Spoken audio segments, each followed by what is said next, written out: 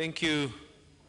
Thank you very much, Mr. Speaker, and I'd like to pass my appreciations to my brother, Honorable Keter, for bringing this motion in the House.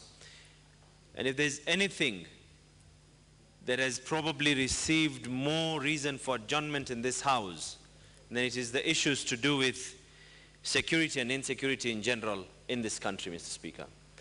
And this in itself should be a awakening call to the government on how serious this House takes these matters to be.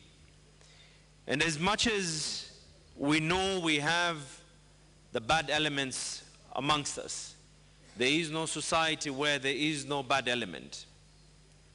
My concern, Mr. Speaker, is the reaction that the security forces have been able to undertake.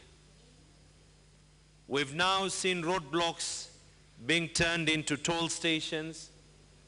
After the Westgate attack, independent reviews and sources were clear enough to indicate and to prove that residents of Eastleigh ended up being profiled.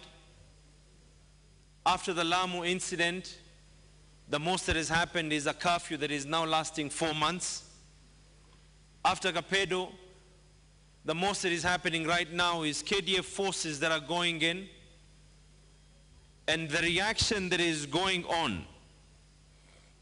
And right now, allow me, Mr. Speaker, to speak on behalf of the constituents of Mvita and Mombasa, where for some reason, the security forces have now decided to come up with an unlawful state of emergency.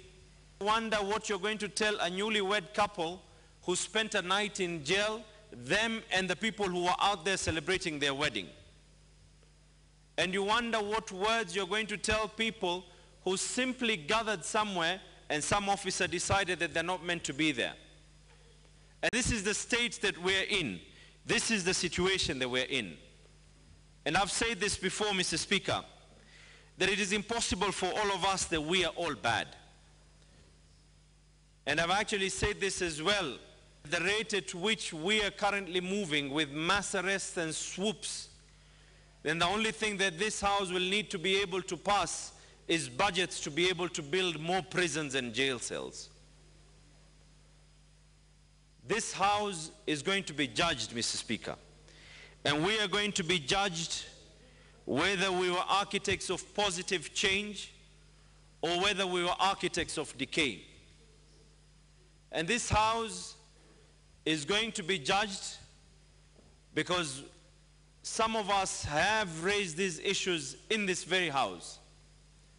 I have severally raised issues regarding people who have gone missing and people who have been killed mysteriously. And for the record, we stand at almost 45 people just within this year alone. And this government is holding a record actually for number of unknown deaths and disappearance acts that have been able to happen, Mr. Speaker. And Mr. Speaker, as much as time is not on my side, but I have also raised issues in this very House regarding Nyumba Kumi and the balozis on how they are going to be implemented regarding security.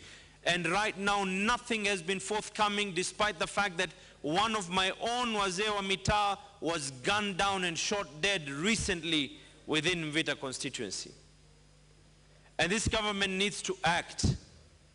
And it should not even act now, it should have acted from yesterday, Mr. Speaker.